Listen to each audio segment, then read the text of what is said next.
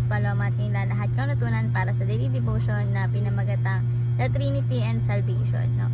Yung scripture natin ngayon is 1 Peter chapter 1 verses 2 and sinasabi na who have been chosen according to the foreknowledge of God the Father through the sanctifying work of the Spirit to be obedient to Jesus Christ and sprinkle with His blood.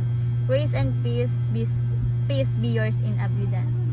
Tagalog, kayo pinili ng Diyos Ama ayon sa kanyang layunin sa mula pa at pinabanal ng Espiritu Santo upang maging masunurin kayo sa Kristo at nilinis sa pamagitan ng kanyang dugo. Sumagana nawa sa inyo ang gandahan loob at kapayapaan. So yung teaching po natin is number 1, the Father ordains our salvation. Ordains means si God yung nagplano, siya yung nagtakda ng ating kaligtasan dito sa mundo. Pinili tayo upang maging anak ng ating Panginoong Hesukristo dahil mabuti ang Diyos at nalulugod ang Diyos sa ating Panginoong Hesukristo. So, the Father ordains our salvation.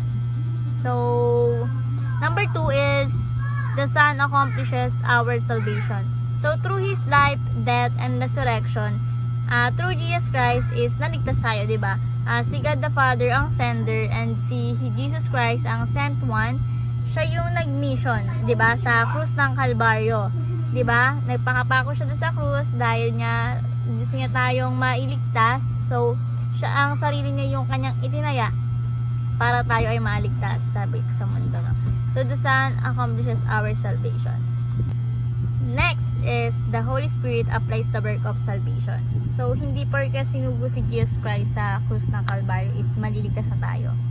So, kailangan pa din natin ng Holy Spirit na kikilos sa ating buhay, sa ating mga puso, di ba? Upang yung puso natin na parang bato is mag-umpisang manampalataya sa ating Panginoong Hesukristo. Di ba sa buhay natin, ang hirap magbago. Kasi, di ba, hindi naman pagmamadali yung pagbabago eh. Parang process yan eh.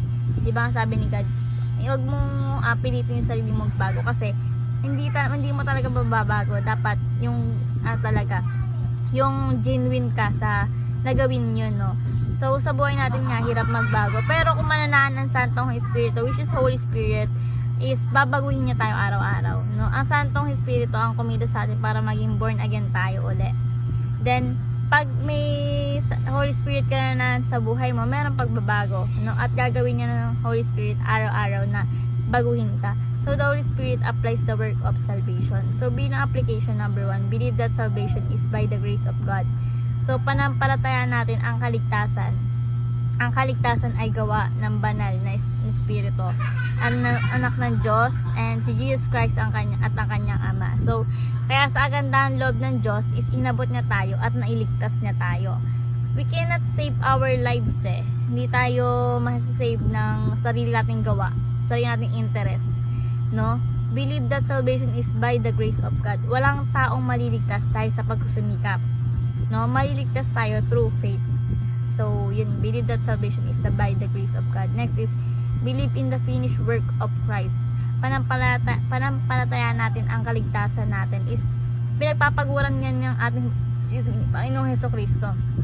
Sa pamamagitan ng kanyang dugo is nalinis tayo, nahugasan tayo sa kasalanan, at syempre napatawa niya tayo. At nung nabuhay si Jesus Christ is pinatunayan niya talaga na kanyang mensahe na sasakupin niya ang ating mga buhay at babaguhin niya tayo through Holy Spirit. So believe in the finished work of Christ. And last is believe in the sanctifying work of the Spirit. Panampalatayaan natin na hindi natin kayang baguhin yung ating mga sarili. Pero kung tayo is kaya tayong baguhin natin Panginoong Kristo through Holy Spirit na nanaan sa ating buhay. At ang goal ng Holy Spirit sa atin is baguhin tayo araw-araw. At lagi tayo makinig sa Holy Spirit, no? Kasi siya yung gumagabay sa atin, siya yung guide natin, no? Dahil ayun ay kaloob ng ating Panginoong Hesukristo. So, believe in the sanctifying work of the Spirit. So, sa buhay natin, magsisi tayo sa ating mga kasalanan at manampalataya sa ating Panginoong Hesukristo. Huwag tayong mag-base sa sarili nating gawa, sa sarili nating pagsusumikap, sa mga good works natin na nagagawa dito sa mundo. For example, nakatulong ka sa mga ibang tao.